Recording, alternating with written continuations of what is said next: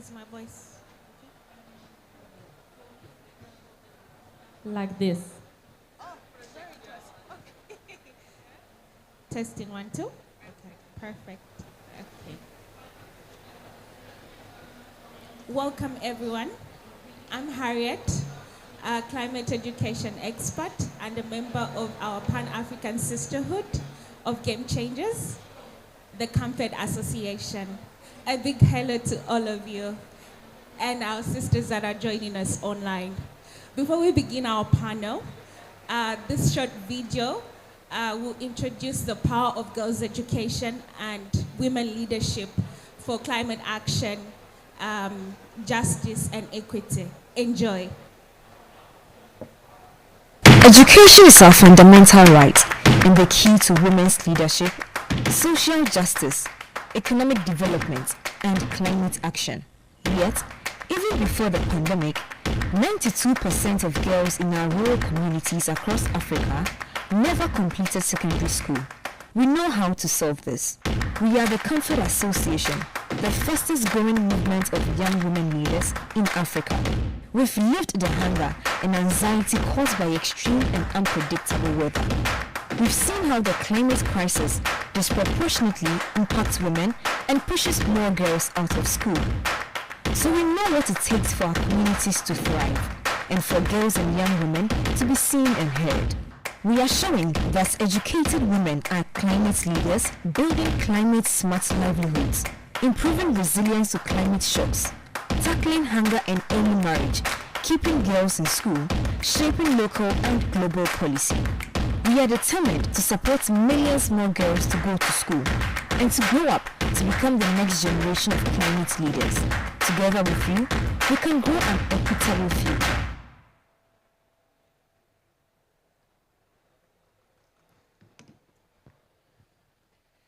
Well, I hope you all enjoyed the film, and I'd like to extend a very warm welcome to everyone joining this discussion, both here at COP27 in Egypt and joining us online as well.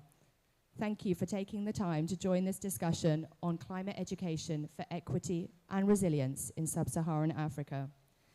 My name is Catherine Boyce, and I'm very pleased to be here as part of the CAMFED team bringing you this discussion. Now, CAMFED stands for the Campaign for Female Education. We support girls to go to school and to thrive in school, and our vision is to support more than 5 million girls in school by 2025. We also support young women to build sustainable and fulfilling livelihoods across rural Africa.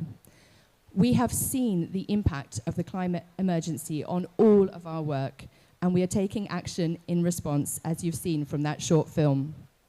We won a UN Global Climate Action Award in 2019 for African women's grassroots leadership to build and embed sustainable agricultural livelihoods in their communities. We're also working with ministries of education in Zambia and Zimbabwe to introduce complementary climate education into schools. I think one of the things that we've learned along the way is the importance of skills to help children, girls and boys, to thrive in a climate-impacted world. Our objective for this session is to hear from a series of people working in this space, including youth activists from rural Africa, about what we find really works and to have a conversation about that. Hope you find the panel interesting. In terms of the flow of the event, I'll ask my fellow panelists to introduce themselves in a moment, and then we'll have a conversation on the subject, and then we'll invite Q&A from the audience, both here in person and some questions that we received from social media from followers of this event. So perhaps I can turn first to Harriet on my right to introduce herself. Thank you, Harriet. Thank you, Catherine. My name is Harriet Chelo, and I'm from Zambia.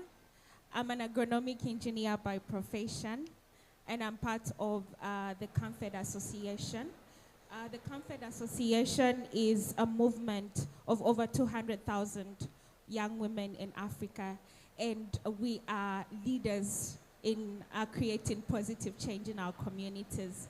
Specifically for me, I'm very passionate about community development, with specific in focusing on building sustainable food systems in my community. I'm very proud to be here, and I'm going to pass it over to Sally to introduce herself. Thank you, Harriet. So my name is Ali Yabua. I serve as the National Director for Comfort Ghana. I work to support girls to enroll, stay, and thrive in school. Beyond that, I work with these girls. Once they're done with senior high school, we support their transitioning into various pathways into sustainable livelihoods. And then together with them, we work to see other girls go through school and to do well in school. On this occasion, we've learned that girls' education is a game changer in building climate resilience. And so I'm happy to be here to contribute to the discussion this afternoon. Thank you for having us. I would pass it on to Christina online. Thank you so much. I hope you guys can hear me today. I apologize, I have a little cold, so my voice will come in and out. It could be the technology, it could be myself. My name is Christina Kwok. I'm a social scientist and an expert in gender education and climate change. I work with NGOs like ChemFed, as well as governments and foundations and philanthropies to help orient them to the climate crisis, in particular through ways that we can address.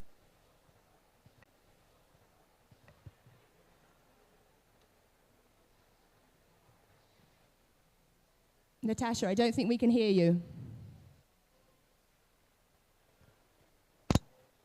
Hello, Catherine. Are you able to get me now? Loud and clear. Okay. So thank you so much. My name is Natasha Lwanda. I'm connected to you from Lusaka, Zambia. I am an environmentalist by profession, and I've been a member of the Comfort Association for over 8 years. The Comfort Association is Africa's largest and fastest growing peer support and leadership network of young women who have been educated with comfort support and now are spearheading comfort programs. I was elected chairperson of the Comfort Association in Zambia in November 2020, and I served for 2 years before I stepped up to work shoulder to shoulder with Comfort and the Comfort Association sisters to support other girls to thrive. I am a strong advocate of girls' education and environmental protection, and I'm very happy to be part of this discussion. Thank you so much, Catherine. Thank you, Natasha. So now we can immerse ourselves in the conversation, and I'd like to turn to Harriet with the first question. Harriet, can you share with us, please, from your experiences, how climate change is affecting girls' education in your community and nation? Thank you so much, Catherine, for that question. I will start by saying most families in sub-Saharan Africa and Zambia in particular, where I grew up from, are connected to agriculture because it's part of our culture. And yields is something that's important to us because these communities where I grew up from have economical challenges to begin with, and definitely investing the little they have into agriculture is a big deal for us.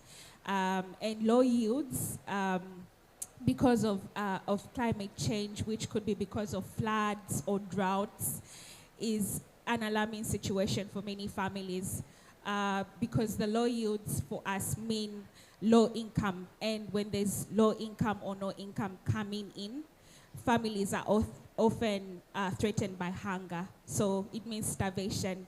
It means we don't have basic necessities. And worst of all, families are faced with the challenge of choosing who to keep in school.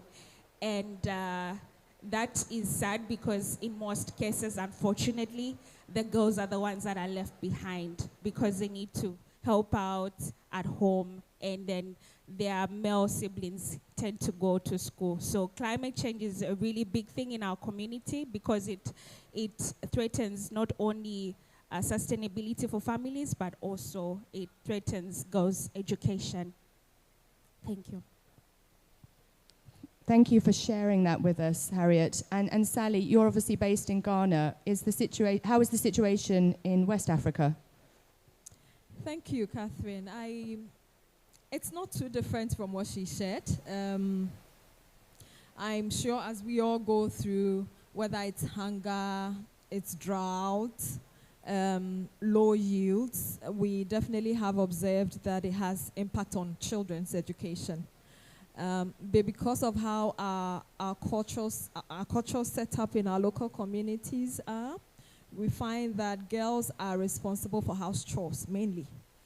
And so girls are put in a position where they're supposed to be supporting the families find water. And so in their local communities, when there is drought, they have to walk long distances in search of water. They walk long distances in search of firewood to feed families. And that means they're skipping class, they're not in school. And so we're seeing that happen a lot in our community. So it's not too different. When families are flat wash homes, we're seeing girls support families move out of the locality into other spaces. We're seeing them take responsibility for their younger siblings, and all that means that they're not in the classroom. And so I believe it's not just in Zambia or that part of the world. It cuts across Ghana, it cuts across most parts of the sub-Saharan Africa. Thank you. Thank you, Sally, along with Harriet, for really bringing the crisis and its impact now in sub-Saharan Africa to life. So I think we've heard that the climate crisis is profoundly affecting girls' access to education. But of course, I think we all know that education also has a very powerful protective effect and empowering effect in the face of the climate emergency. And I wonder if we can turn now to Christina to share with us some of the reasons why and some of the evidence behind this. So over to you, Christina. Thanks. Yeah. So when we know that working towards gender equality means that we're also addressing some of those underlying structures of inequality and the systems of discrimination and the practices of exclusion, some of the things that our speakers just previously mentioned, and importantly also including relations of unequal power that put girls and women at disproportionate risk of exposure to climate hazards. So we know that as we're working towards gender equality, and we know that educating girls can really help to build a critical foundation to address some of those underlying structures and build towards more gender equal societies. So, for instance, we know that when girls and women are better educated and they're included in decision making at all levels, their families and their communities are more capable of adapting to and bouncing back from economic and environmental shocks. We know that they're also better able to plan for, to cope with, and to rebound from climate crises. And when we look at this, when we look at the data at a global level, data suggests that there's actually a strong positive association between the average amount of schooling that girls receive in their countries and her country's scores on indices that measure things like adaptive capacity and preparedness for climate-related disasters. And so that's at the global level, right? So what does this mean at the individual level? So some of the research that I've done, we like to kind of categorize these positive outcomes and positive pathways in 3 ways. So the first one is that by increasing investments in quality, transformative, and empowering education for girls, much like the kind of education that CAMFED helps to enable, including comprehensive sexuality and reproductive health education. This kind of education really helps to promote girls' sense of agency, her self-efficacy, bodily autonomy, and the control over her own life decisions. And that includes decisions about her own sexual health and her reproductive choices. The second reason is that quality education plays a critical role in fostering girls' leadership and women's capacity to participate in climate decision making. And so here we know from research that there is a pretty strong link when it comes to women's leadership and pro-environmental outcomes. And that includes things like lower carbon emissions at the country level. So this is, quite impactful ripple effects. And again, we know that formal education and mentorship plays a critical role in the trajectories of young women and adult women through positions of leadership, whether that's at the corporate level or that's political leadership positions or some more formal positions in her community. And then the third reason is that quality education plays a critical role in ensuring girls develop what we like to call a breadth of green skills. And this breadth of green skills is vital to building a greener, a fairer, and a more just world. And this includes skills like systems thinking, futures thinking, divergent thinking, critical thinking, all these competencies that are really key to building a just transition to a climate resilient green economy where women are not at the fringes, but they're at the center. So I think Harriet, you've probably seen this in your life and also in the lives of many young women in the ChemFit Association and beyond. And I think you probably have a lot that you can comment on this as well. Thank you so much, Christina. Yes, I'm just drawn back to the level of information that I have now that I'm an agronomic engineer and I understand the environment in a different context. And from when my grandmother would always be sad because she couldn't understand what was happening in her environment and why there were always low yields even after working so hard and ensuring she's prepared the land properly. But then now with the information I have, I make more informed decisions. I'm able to understand the environment and I'm able to also share that knowledge that I have with my community through the Agriculture Guide program. And this program is really focused on sharing what climate change is to the communities and bringing it to them to make sure they understand what it is and how they relate to it at a community level, and also to introduce climate smart agriculture techniques that also help them farm in a sustainable way. And then it's not only me that's doing that. I think of my sister, Dorcas Lukwesa, who's part of the association, and she just did something amazing on aquaponics using bamboo. It's mobile, and this is because she wants to give back to her community and just give all these innovative ideas to the community to say we can still continue farming, but in a sustainable way that respects the environment and the land that we so much depend on. So yeah, I definitely can relate to that. Thank you, Christina. Thank you. Thank you so much, Harriet and Christina. And so, CamFed, we work in collaboration with 5 ministries of education, over 7,000 schools. We've already reached over 1.5 million children with skills to help build their climate resilience. And young women like Harriet and her sisters are volunteering their time as learner guides to deliver a program that we call My Better World.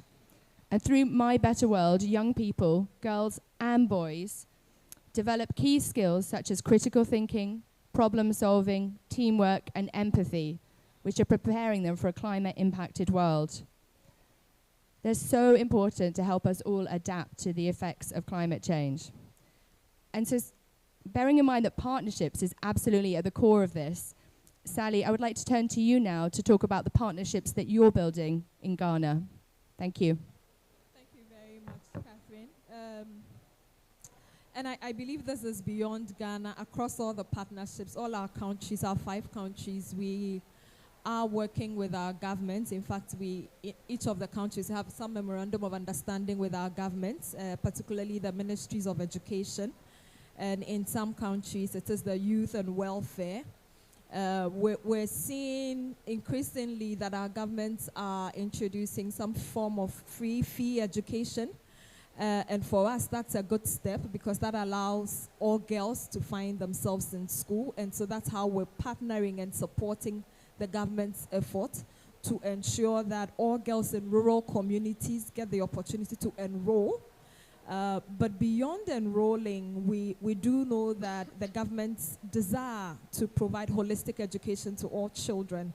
And so we're complementing that with the Learner Guide program that you shared, where girls and all children have an opportunity to think and reflect on their well-being and the well-being of the world, and develop skills that would allow them to thrive as we all face these challenges in our local communities. So we're doing that at the national level, and then also at the grassroots level, we're engaging all the decentralized structures to be there for the girl. And because we're seeing that the numbers that enroll through primary school I'm sure most of our countries in Africa are recording very high enrollment numbers, but about 70 to 75% of the girls that enroll in primary do not complete senior high school. And so how do we support our governments in a very collaborative and respectful manner to ensure that girls have life skills curriculum or training that builds resilience and skills that would allow them to thrive, knowing very well the critical roles that they play in our local communities. And we're seeing a lot of champions at the grassroots level as well. We're seeing mothers come together as support groups and ensuring that girls stay in school. We're seeing a lot of re-entry policies where girls get pregnant and then are able to come back to school. And so we're seeing a lot of grassroots support to enable girls to thrive and to succeed at school. Thanks, Catherine. Thank you, Sally. And you touched upon the importance of the community partnerships there. And I know this is something that you're extremely passionate about, Harriet. So would you like to say a bit more about this kind of partnership? Thank you so much, Catherine. I'm passionate about community development and really working on the agricultural guide program has helped us a lot to understand our communities better. And the reason why I say this is because our approach is very different. And one of the first things that we did when we were working on the agriculture guide program is that we focused on the most affected, who are women. So we are the women in these communities. And we've seen our communities and our families and us face the harsh impacts of climate change. So we really understand to what extent it's damaging not only for our families, but for everyone that surrounds us. So we bring in ideas that are more realistic and authentic, even when we design the program, because then it's more context appropriate to even the community members, and they're more receiving because it addresses the problem as they see it. And the second thing that we focus on is the blending of indigenous practices that are sustainable. These are already happening in the communities. So we re-emphasize on those, but then we also bring in the innovative side of it and we blend them together. This is just to help communities, young women, and also ourselves to just not only focus on the innovative side of things, but then we also keep the cultural aspect of it, and it's more received and well received by the local communities because they understand. They see it from a point where they understand it, and it's very easy for them to implement. As you introduce all those new techniques, you also show them how they can complement them with what they already know. And the other thing I can speak on is we've also partnered with the Ministry of Agriculture, and these are a great support to the agriculture guides that are the women working in the communities, and they offer that technical support to us, even agricultural institutions. They actually help us to really put the information in a way that also helps with the agenda of the nation in terms of attaining sustainable food systems in our communities. And I need to mention, because of the work that the young women are doing at community level and that we are doing, we have headmen coming in, we have traditional leaders coming on board who are always ready to assist us in each and every possible way to ensure that the message that we are spreading is being reached by everyone. So partnerships are definitely one of our strongholds because they help us reach even the forgotten farmers that mostly you can never reach, but they are able to get this information through the work that we do. Thank you. That's a powerful message of hope. Thank you, Harriet. And of course, it's also, though, an issue of justice and equity. And maybe we can turn to Christina now to share some reflections on that. Thank you. Sure, yeah. No, I think, sometimes, and I think especially for those of you who are actually in Sharm el-Sheikh this week, we all really recognize that climate change is due to human dependency on fossil fuels over the last century. But I think for panels like this and events like this, it's critical because it reminds us that the climate crisis isn't just about greenhouse gas emissions. It's also about unequal relations of power between groups of people and the historic environmental injustices that have been committed against some people by others in the name of economic growth. And climate change in this context is as much a sociological problem and a social systems problem as it is a greenhouse gas problem and an environmental problem. And we can look at this sociological problem from the perspective of our unsustainable behaviors at an individual and at a systems level. And we can also look at the climate crisis as a symptom of unjust social and economic systems, including those policies that perpetuate environmental racism or economies that incentivize extractive and polluting industries. So, each of these conceptualizations is valid. The climate crisis is obviously a crisis of greenhouse gas emissions, but it's also one of unsustainable behaviors and unjust and unequal social systems. And so if we're talking about approaches to teaching children, youth, and adults about climate change, then we also need to track that understanding along a continuum of its root causes. And so here is something I wanted to share with you all, just in terms of some recent publications we've done. We recently published a framework to help us understand the distinctions in our approaches to climate education that actually draws on insights from the field of girls' education.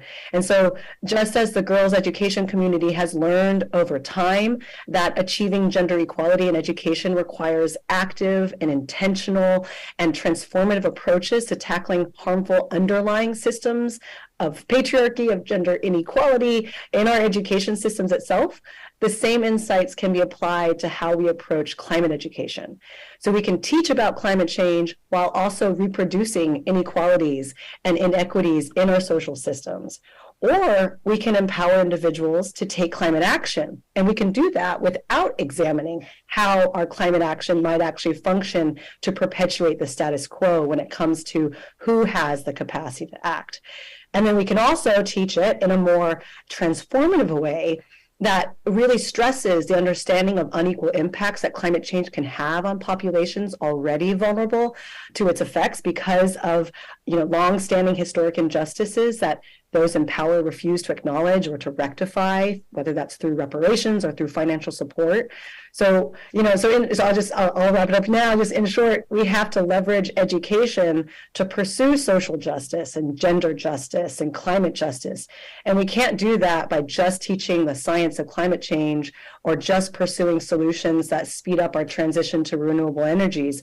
Of course, we need that in the short run, but it won't help us win the long game. And that long game is really tackling some of our underlying social inequities through education. So, thanks.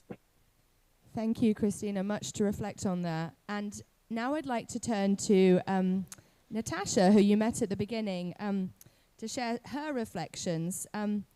Natasha, you were elected to lead the Camfed Association in Zambia. So 18,000 women in Zambia, 208,000 young women across Africa leading change on the climate crisis. Can you tell us, from your own perspective, why you feel it's so important that girls are educated and women can step up as leaders of change? Thank you. Thank you so much, Christina. To begin with, investing in girls' education and women empowerment is able to transform lives within vulnerable rural communities. And education, and girls' education in particular, is a powerful driving force for change. I would love to share with you how I've experienced this. When a woman is educated, she is less likely to be married off early. Because we are educated, we make informed choices about our lives, and this includes making choices about healthy lifestyles and also deciding on childbearing. And education also provides the knowledge and the confidence that we need to step up as leaders in our communities. And it also enables us to have access to the tools, the resources, and the networks that we need to contribute constructively to our societies. Because we are educated, we are able to understand what's happening around us, and education builds in us the curiosity to explore the possible solutions to the challenges that we face in the front line. And For those of us that were supported by Comfort, we have a privilege to be in the network of young women who have a similar experience to ourselves, and we are able to interact and we are able to solve our daily problems together. And the work that we do through the Comfort Association is a clear example of what education does in creating women leaders. As common members, we have been able to step up as leaders in remote rural communities across Africa. We are advocates on important issues, and we set in motion positive change in the communities where we live. We are able to work with traditional leaders, government authorities, and our communities so that a girl child is supported and educated. The Comfort Association members lead Comfort's programs in the communities that we live in only because they are educated. In our association, we have members who have taken up several guide roles. For example, we have the learner guides who were previously supported by Comfort and are now volunteering in the local schools to support the vulnerable young learners. The learner guides support learners using Comfort's My Better World program.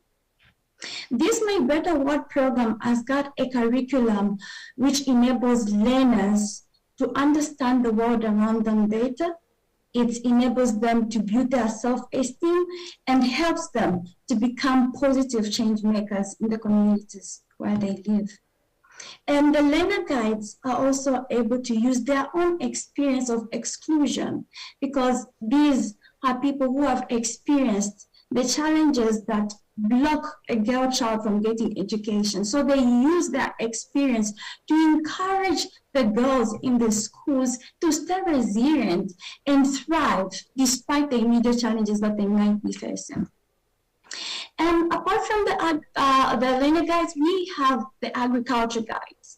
These ones are championing climate action in our communities, and they work with extension officers from the Ministry of Agriculture, educating farmers in their local communities on the best climate resilient practices.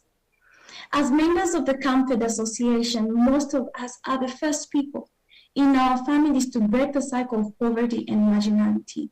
And our presence in our rural communities speaks volumes about the power of education in creating female girl changers like ourselves. So thank you so much, Catherine, sorry. No problem, and thank you so much for those insights, Natasha. And I think you've spoken of the power of the network. I know you're doing lots of work on a personal level, and wondered if you wanted to just share a few examples of that as well. Okay. Thank you so much, Catherine. So through my education, I've been able to step up as a youth advocate for education and environmental protection. I've been able to feature on a radio talk show since the year 2020. And on this radio talk show, I'm able to reach a large national audience through the local language program that is broadcasted through the Zambia National Broadcasting Corporation, one of the biggest radio stations in Zambia. And through this program, I've been able to reach up to 20 million of an audience. And on this platform, I'm able to speak about climate change. I'm able to speak about environmental protection, girls' education, and the impacts of COVID-19 and how best communities can support girl children to thrive. So I'm on the radio, talking to the whole nation, reaching the whole of Zambia.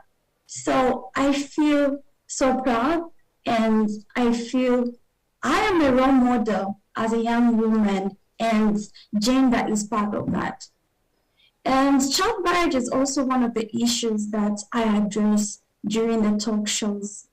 My education gives me the immense confidence to step up in leadership role and contribute to sorting out some of the challenges that we are facing in the community. Thank you so much, Catherine. Thank you, Natasha. It's incredible. And now I would like to turn to reflections from Kartik Kumar. So Kartik, through your current role at King Philanthropies and your previous roles, you are supporting global climate action. And we wanted to ask, what do you see as the main opportunities we have as a global community to integrate climate resilience skills into the classroom, community, and ongoing education? And how can we do this equitably? Over to Kartik.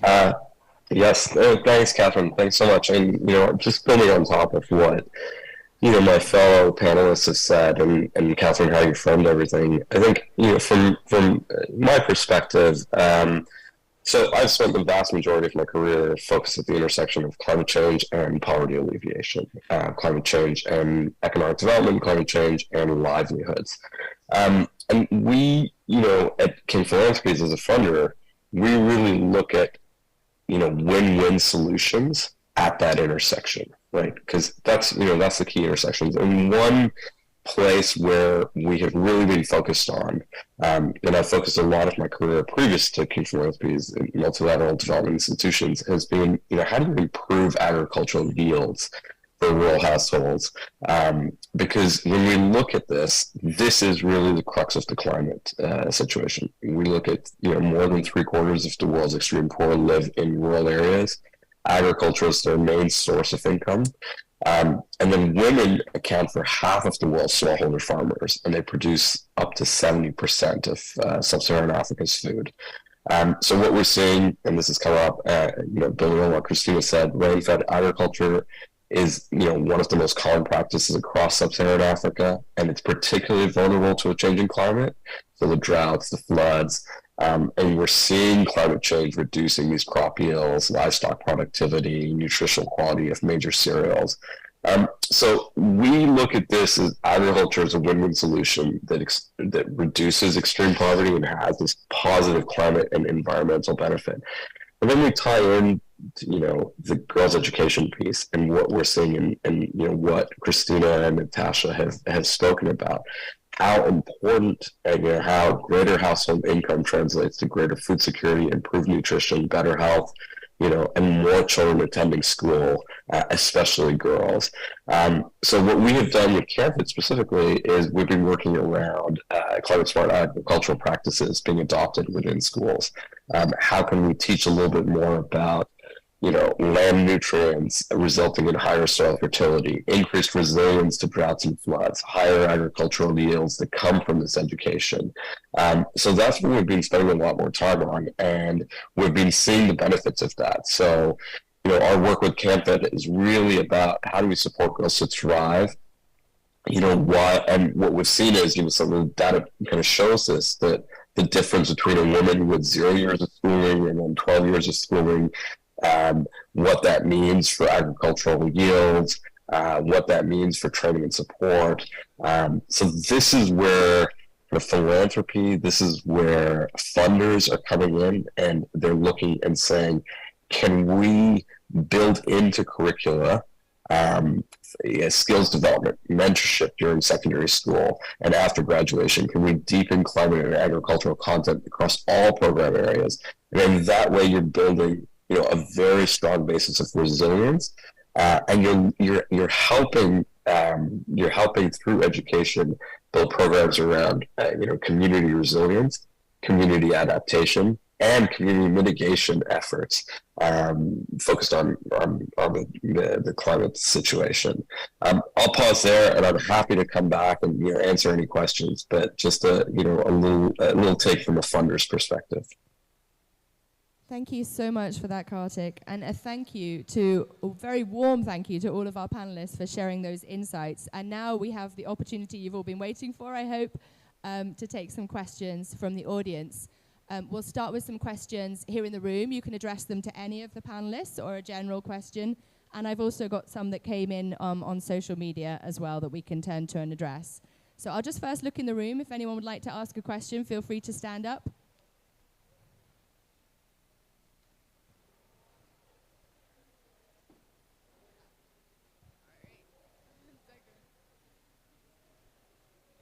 Okay, hi everyone. Hello everyone. This has been an incredible conversation. I've thoroughly enjoyed all of it. I have two really quick questions, and they're addressed to anyone who's open to answering them on the panel. The first one is, why is gender transformative climate education important to you specifically? I know some of you would have touched on this in your remarks. And if you'd like to share on one of the projects that you've worked on that has been most impactful to you personally, working with young women and girls as it relates to climate justice and gender education. Thank you so much.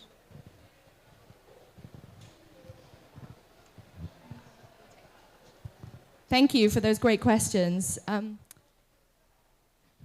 So why is gender transformative climate education so important to you personally, and a project that's really impacted you?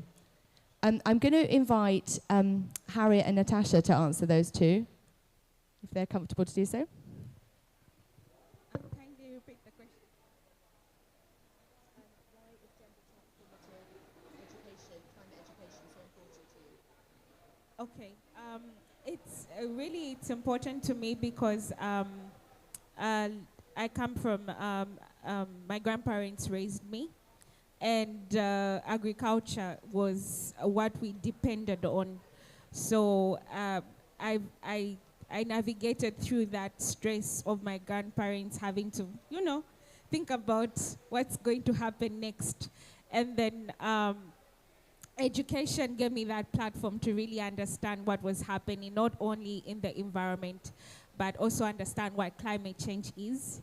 And for me, that built the curiosity to know what can I do better to improve the livelihoods of not only my grandparents and I, but also the community at large.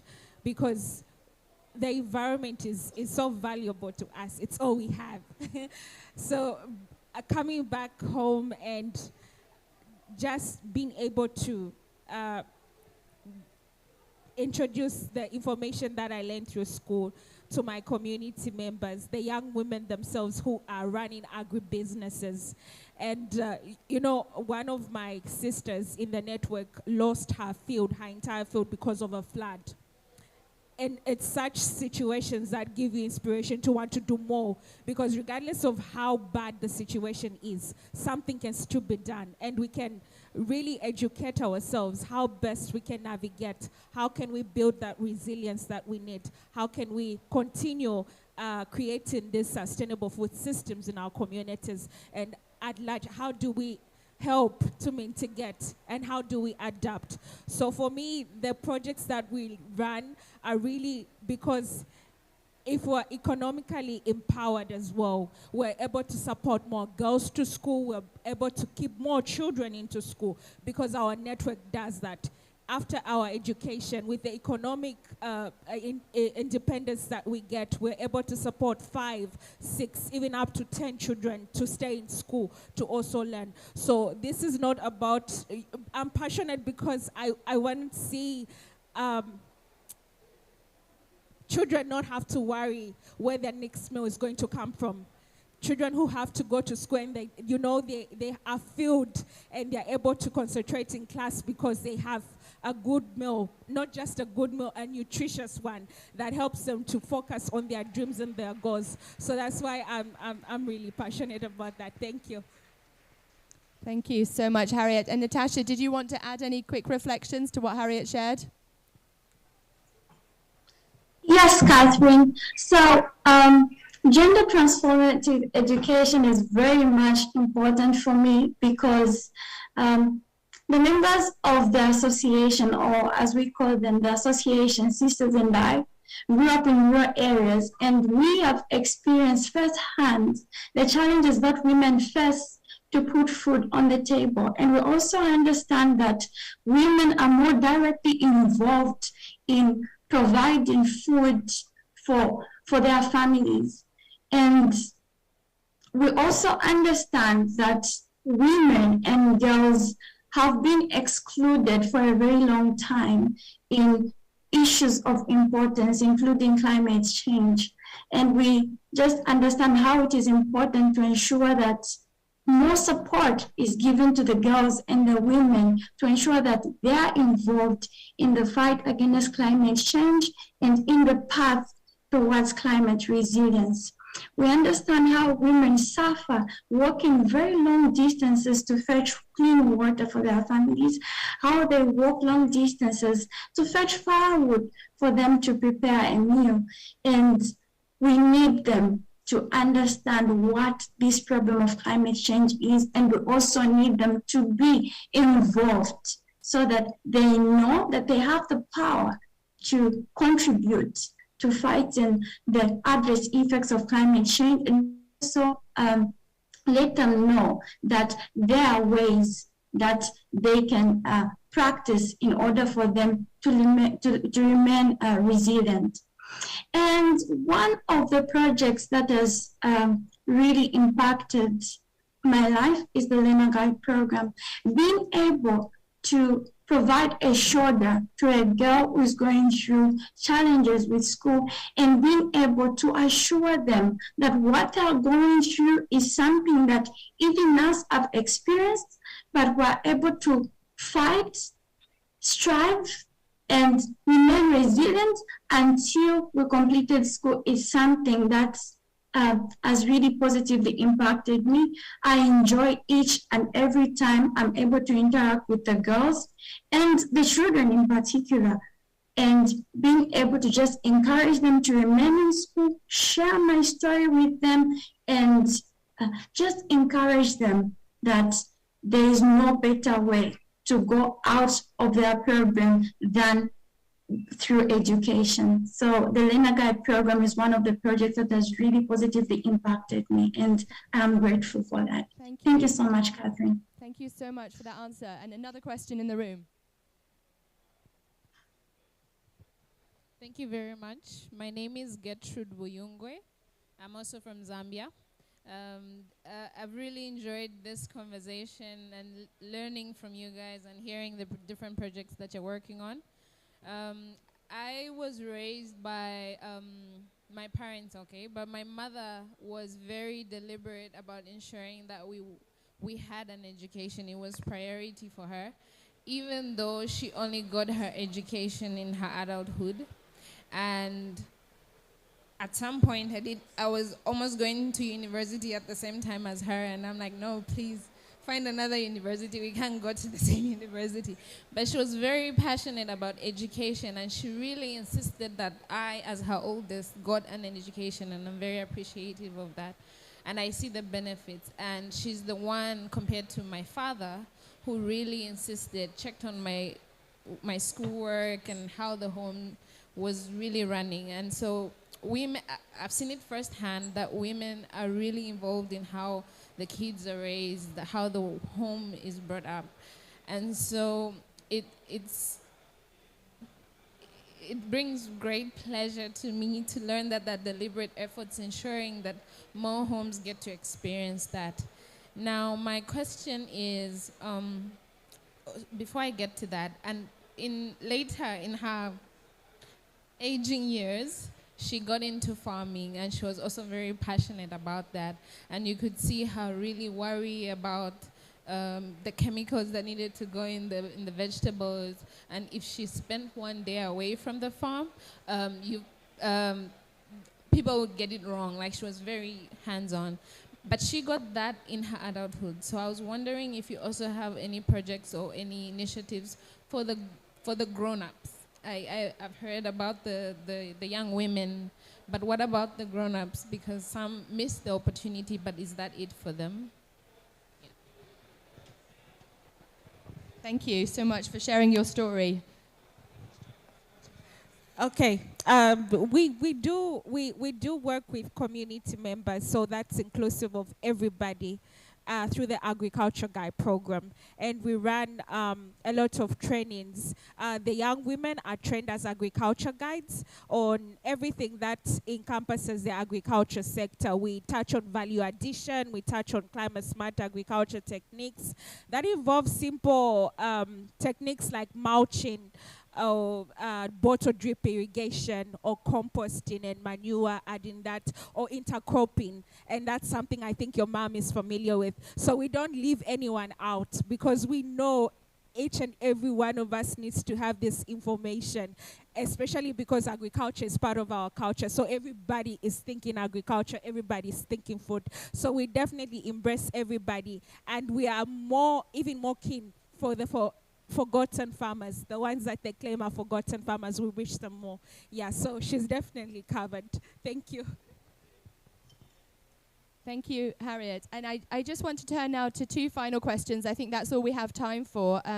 Two that came in from social media. So one that I'll invite Sally and Christina to share brief remarks to, and one for Kartik. So it's been reported in a number of the papers that in the first 2 days of this COP conference, out of the 111 national leaders that spoke, guess how many were women?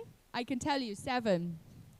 So I just want to ask Sally and Christina, how does that make you feel, and how do those of us who are committed to equitable representation, what can we do about it? Thank you, Catherine. I believe that's why we should say thank you to this launch for making it happen, the Earth Day. We're grateful that we're able to have these conversations. Specifically on girls' education and on women. We do know that when floods happen, 80% of women are affected, wherever this is happening. And so it's unfortunate that in all spheres of life, women are excluded. Even in most countries, they are more than half of the population, but their voices are not heard. So I believe this is where it starts. Support girls to stay in school, to thrive, to build resilience in the face of all the challenges. They would grow up to be empowered women who can articulate their issues, who can advocate for other people. They're thinking about their sons, their daughters, and their mothers and everyone. And so when they are at the table, their thinking covers everybody. And so for me, that's where girls' education comes into the picture. Let's keep all girls in school. Let's support them to stay and to complete. If there are issues that exclude them, let's address them, so that in the next couple of years, we would have 50% of women leaders talking at COP, 50-50, perhaps. Thank you. Thank you, Sally. And Christina, would you like to chip in briefly as well? In just stark reality for me, as somebody not in Sharm el-Sheikh right now, I know from intuitively that there are not as much representation of women, but just hearing that number is just shocking. So, I mean, for me, it's also a little bit disappointing because, I've just recently looked at all of the 140 updated, revised, and new nationally determined contributions. And when I was, analyzing these policy documents, I was actually quite relieved to see so much progress made on the inclusion of gender in these national climate strategies. But I mean, shame on me for thinking that would translate into actual representation on the ground. So just definitely disappointed in that, especially when we know that the strong evidence that points to better environmental outcomes when we have more diverse leadership, and whether that means more women in the room or more feminist leadership principles and practices, that it just points to that, that we're missing a key opportunity here. Your question about, how do we ensure that we have more equitable representation? I mean, certainly, as Sally just mentioned, spaces like this are incredibly important for highlighting women's voices. But at the same time, we might need to think about some of the much more fundamental representation principles, instilling quotas, for example, to ensure that we have a minimal representation of women. I mean, things like that we know, can be quite controversial, especially when we think about the underlying piece here as being feminist leadership and not necessarily women leaders all the time. It's not necessarily that we have to have more. Of course, we need more women, but we need more feminist leaders. We need more men to hold gender equality in mind and gender issues central to their climate decision making. So we really need to push that feminist leadership forward too. So maybe it's time that we start thinking about, things like quotas to ensure that we have 50% representation of women. You can't send delegations unless you have 50% representation. I mean, maybe we're at that point. Thanks. Thank you so much, Christina, and I hope delegation groups are listening. So just to the final question, and Kartik, where if I may ask for a brief response, I felt you'd be well placed to answer this one. It seems like there's a positive trend for financing for adaptation to be rising, if not as fast as needed. And we wanted to ask, how can the global community get more of that climate finance into the people on the front line, particularly people like Harriet and Natasha? Yeah, thanks, Catherine. And I'll be very brief about this. I think what we're definitely seeing is a lot more financing, especially when I look at climate solutions going to that side. But I think on the adaptation side, I think it's exactly this. It's exactly like fora like this. I think what we're seeing, the news coming out of Sharm el Sheikh, and I'm not there, so you're seeing this in person. We're seeing a lot more of this focus right now on adaptation, a lot more of this focus on loss and damage. I think that the recommendations that have been put out recently by Barbados and the Bridgetown Initiative are very welcome in looking at how do we restructure multilateral development financial institutions to focus more of their efforts on bringing down the long-term tenor of loans, bringing down the interest rates, making sure that multilateral development banks don't have to just quickly focus on their AAA credit rating. So I think things like that, where you're kind of looking at restructuring to some extent, the financial architecture that has been there really kind of, since, post World War II, and is not designed for this climate crisis, climate emergency that we have. So if we can start kind of working on that, I think you're going to see much more going to adaptation, more resilient seeds, better farming practices, just much more education around how to implement climate smart agricultural practices. But I'll pause there. Thank you so much for sharing those insights, Kartik. And now I think we need to conclude, so I'll just share a few of the key insights that stood out to me. And I'd, of course, like to share some thanks. Thank you to all the panelists for taking the time, sharing those great insights and your personal stories as well.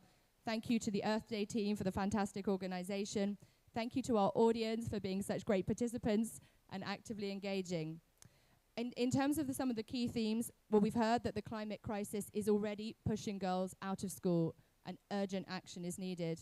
We also know that climate education can have a really powerful protective effect, and there are solutions that are tried and tested.